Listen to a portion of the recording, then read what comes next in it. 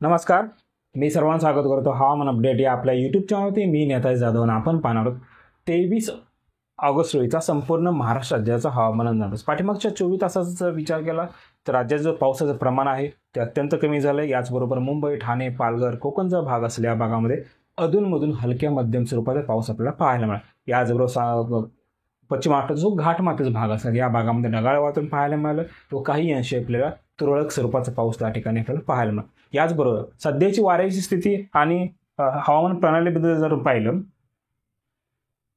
पश्चिम बंगालचा जो दक्षिण भाग असेल या भागामध्ये एक सर्क्युलेशन तयार आहे. याचबरोबर दुसरं कमी दाबाचं क्षेत्र हे मध्य प्रदेश आणि राजस्थानच्या उत्तरेला भागात स्थित आहे. याचबरोबर तिसरं सर्क्युलेशन जे आहे ते राजस्थान जैसलमेर या भागामध्ये सध्या स्थित असलेले पाहायला मिळते. याचबरोबर मान्सूनची जी अक्षरेषा आहे ती आता मान्सूनची अक्षरेषा दोन्ही सर्क्युलेशनच्या मधून राजस्थानचा अतिउत्तरेचा भाग असेल आणि पंजाबचा दक्षिण भाग असेल या भागामध्ये सुद्धा आपल्याला पाहायला मिळत आहे. याचबरोबर अरबी समुद्रामधून जे वारं येते ते वारं अति उंचावरून राज्याच्या पलीकडे जातं. याचबरोबर तुम्ही जर दक्षिण भारताचा जर विचार केला, दक्षिण भारतामध्ये सुद्धा कोणताही ॲक्टिव्ह सिस्टम्स नाही आहे. याचबरोबर वारं जे आहे ते दक्षिण भारताच्या दक्षिणेमधून पश्चिम बंगालमध्ये बंगालच्या उपसागरात आपल्याला जाताना पाहायला मिळतं. याचाच अर्थ असं की येणाऱ्या 1 ते 2 दिवस अजून कोणत्याही सिस्टम्स प्रणाली डेव्हलप होणार नाहीत. याचबरोबर राज्यामध्येही अजून 1 ते 2 दिवस पावसाची विश्रांती राहण्याची शक्यता आहे. मात्र 26 तारखेनंतर हलक्या स्वरूपाचा पाऊस आपल्या राज्यात पाहायला मिळण्याची ही दाट शक्यता आहे. याचबरोबर लेटेस्ट सॅटेलाइट इमेजनुसार जर पाहिलं आणि आज रात्रीचा पावसाचा अंदाज जर पाहिला तर आज रात्री शक्यता करून पावसाची जे काही प्रमाण असेल ते एकदम हलक्या स्वरूपात असेल. तेही पुणे याचबरोबर साताराचा घाटमाथ्याच्या भागामध्ये हलक्या स्वरूपाचा पाऊस पाहायला मिळू शकतो. याचबरोबर मुंबई, ठाणे, पालघर या भागामध्ये काही अंशी 5 ते 10 मिनिटापुरताच एवढा पाऊस पाहायला मिळणार आहे. जास्त जोरदार नाही, जास्त मुसळधार नाही. याचबरोबर रत्नागिरीचा जो दक्षिण भाग असेल, पाचल, राजापूर, लांजा या भागामध्ये हलक्यात काही ठिकाणी जोरदार स्वरूपाचा पाऊस पाहायला मिळेल. याचबरोबर भंडारा, गोंदिया, नागपूर हा जो पट्टा असेल उत्तरेचा, जो मध्य प्रदेशचा दक्षिण भाग आणि विदर्भाचा उत्तर भाग या भागामध्ये आपल्याला हलक्या स्वरूपाचा काही ठिकाणी जोरदार स्वरूपाचा पाऊस आपल्याला आज रात्री त्या ठिकाणी पाहायला मिळेल. राज्याचा इतरत्र भागाचा जर विचार केला, ढगाळ वातावरण आपल्याला पाहायला मिळत आहे, मात्र पावसाची शक्यता एकदम फार कमी. याचबरोबर येणाऱ्या 24 तासात राज्याचा पावसाचा जर विचार केला तर सर्वप्रथम कोकणात जर पाहिलं, मुंबई शहर असेल, मुंबई ठाणे असेल, याचबरोबर नवी मुंबई असेल या भागामध्ये हलक्या स्वरूपाचा पाऊस पाहायला मिळेल. काही ठिकाणी 5 ते 10 मिनिटाच्या 1-2 सरी आपल्याला पाहायला मिळू शकतात. याचबरोबर पालघरचा संपूर्ण जिल्हा असेल, मोखाडा, वाडा, वसई, तलसार, याचबरोबर ठाण्याचा संपूर्ण जिल्हा, उल्हासनगर, मुरबाड, शहापूर, भिवंडी, याचबरोबर रायगड, खालापूर, पेण, अलिबाग, माणगाव, तसेच रत्नागिरीचा संपूर्ण जिल्हा असेल, गुहागर, चिपळूण, लांजा, राजापूर, मंडणगड, याचबरोबर सिंधुदुर्गचा जो पश्चिम भाग असेल या भागात जर पाहिलं, या भागामध्ये आपल्याला काही ठिकाणी काही वेळापुरता जोरदार स्वरूपाचा पाऊस पाहायला मिळेल व काही ठिकाणी संततधार स्वरूपाचा हलक्या पद्धतीचा पाऊस आपल्याला पाहायला मिळणार. याचबरोबर पश्चिम महाराष्ट्राचा जर विचार केला, पश्चिम महाराष्ट्राचा जो घाटमाथ्याच्या भागामध्ये ढगाळ वातावरण व तुरळक स्वरूपाचा पाऊस पाहायला मिळू शकतो.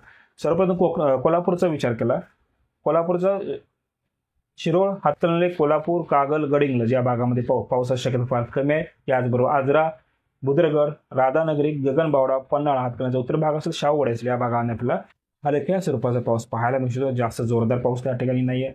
याचबरोबर सांगली जिल्ह्याचा विचार केला, शिराळाचा पश्चिम भाग असेल, मंदूर असेल, आराळ असेल, चांदोली अभयारण्य म्हणजे वारणा धरण असेल या पाणलोट क्षेत्रात आपल्याला 1 ते 2 ठिकाणी हलक्या किंवा काही ठिकाणी जोरदार स्वरूपाचा पाऊस पाहायला मिळण्याची शक्यता आहे. मात्र पूर्वेचा शिराळा तालुक्याचा संपूर्ण भाग असेल, याचबरोबर वाळवा, खानापूर, तासगाव, मिरज, पलूस या भागात जर पाहिलं, या भागामध्ये कदाचित हलक्या स्वरूपाचा पाऊस आपल्याला काही वेळापुरता पाहायला मिळेल.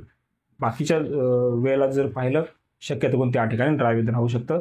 व जर कवठेमहांकाळ, मिरज, आटपाडी या भागामध्ये शक्यतो कोण ड्राय वेदर आहे. सोलापूरचं पाहिलं, सोलापूरचा संपूर्ण जिल्हा असेल या भागामध्ये आपल्याला ड्राय वेदर राहण्याची शक्यता आहे. अधूनमधून हलक्या स्वरूपाचं अधूनमधून ढगाळ वातावरण त्या ठिकाणी पाहायला मिळणार. याचबरोबर साताराचं जर पाहिलं तर महाबळेश्वर असेल, मेढा असेल, कराड असेल, वाई असेल, पाटण असेल या तालुक्यामध्येही अधूनमधून हलक्या स्वरूपाचा पाऊस पाहायला मिळणार. जास्त जोरदारही त्या ठिकाणी नाही. मात्र फलटण, दहिवडी, कोरेगाव, शिरवळ असेल, वडूचा काय भाग असेल या भागामध्ये आपल्याला ड्राय वेदर राहणार आहे. ढगाळ वातावरण त्या काही ठिकाणी पाहायला मिळणार आहे.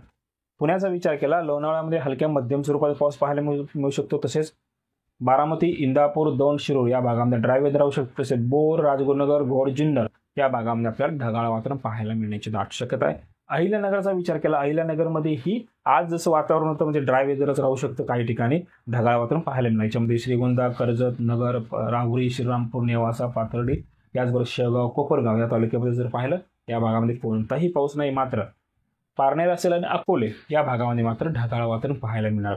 याचबरोबर खान्देशचा जर विचार केला, खान्देशमधील नाशिकचा जो पश्चिम भाग असेल, पेठ, इगतपुरी, नाशिक, दिंडोरी, सरगणा या भागामध्ये हलक्या स्वरूपात पाऊस पाहायला मिळणार आहे. काही ठिकाणी ढगाळ वातावरण राहू शकतं.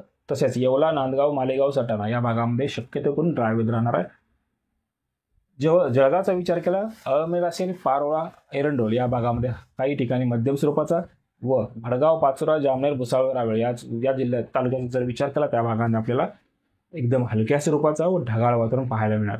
याचबरोबर धुळ्याचा जर विचार केला, धुळ्याचा जो दक्षिण भाग असेल, धुळे, शिंदखेडा आणि शिरपूर जो उत्तरेचा भाग असेल या भागामध्ये आपल्याला हलक्या स्वरूपाचा, याचबरोबर साक्रीचा काय भाग असेल या भागामध्ये आपल्याला ढगाळ वातावरण पाहायला मिळणार आहे.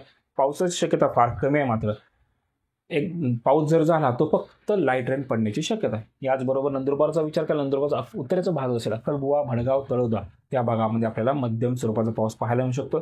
दक्षिणचे तालुक्यात म्हणजे नवापूर असेल, नंदुरबार असेल, शहादा असेल या भागामध्ये आपल्याला तुरळक स्वरूपाचा पाऊस पाहायला मिळेल. तसेच दिवसभर शक्यतो पण फक्त ढगाळ वातावरण त्या ठिकाणी पाहायला मिळणार.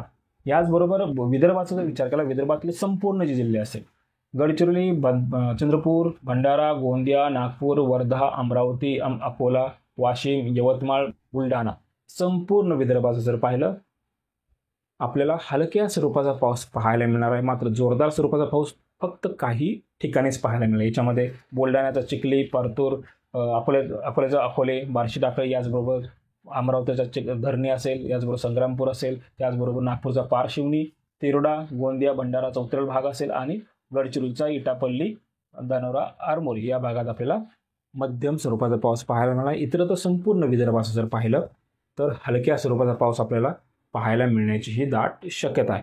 याचबरोबर हवामान खात्याच्या अंदाजानुसार जर आपण पाहिलं तर येणाऱ्या 24 तासामध्ये विदर्भाचा संपूर्ण भाग असेल, याच्यामध्ये बुलढाणा, अकोला, अमरावती, वर्धा असेल, वाशिम असेल, यवतमाळ, तसेच नागपूर, भंडारा, गोंदिया, चंद्रपूर, गडचिरोली संपूर्ण भागामध्ये आपल्याला पाहिलं तर येलो अलर्ट जारी केला. या ठिकाणी लाईटनिंग, थंडरस्टॉर्मच्या काही प्रमाणामध्ये ॲक्टिव्हिटी आपल्याला पाहायला मिळते. याचबरोबर नांदेड, हिंगोली, परभणी, बीड असेल, जालना, संभाजीनगर आणि जळगाव या भागामध्येही लाईटनिंग, थंडरस्टॉर्मची ॲक्टिव्हिटी आपल्याला पाहायला मिळू शकतात. हलक्या स्वरूपाचा पाऊस पाहायला मिळतो. राज्याचा इतरत्र जर पाहिलं, पश्चिम महाराष्ट्र, संपूर्ण मराठवाडा, खानदेश, कोकण या भागामध्ये कोणताही अलर्ट IMDने दिलेला नाही. हे होतं येणाऱ्या 24 तासाचं राज्याचं हवामान अपडेट. जर आता हवामान अपडेट या यूट्यूब चॅनल सबस्क्राईब जर केलं नसेल कृपया सबस्क्राईब करा, बेल नक्की करा. धन्यवाद.